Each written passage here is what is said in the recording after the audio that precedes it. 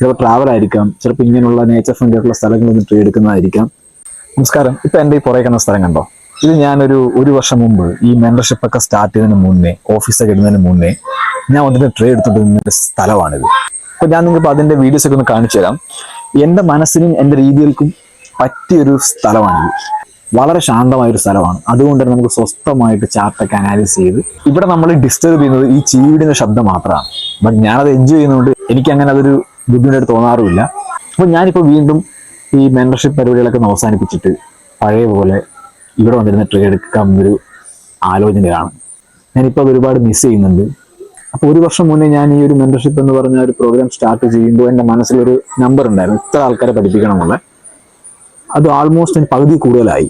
അപ്പോൾ ഞാനിപ്പോൾ അത് സ്റ്റോപ്പ് ചെയ്യാനുള്ള ഒരു ആലോചനയിലാണ്. എൻ്റെ കാരണം മറ്റെന്ന് പറഞ്ഞാൽ ഓൾറെഡി പറഞ്ഞിട്ടുണ്ട്, എനിക്ക് പഴയ പോലെ സ്വസ്ഥമായിട്ട് ഇതിനുള്ള സ്ഥലങ്ങളിൽ ട്രേഡ് എടുക്കണം. എൻ്റെ ഏറ്റവും വലിയ ആഗ്രഹം അതാണ്.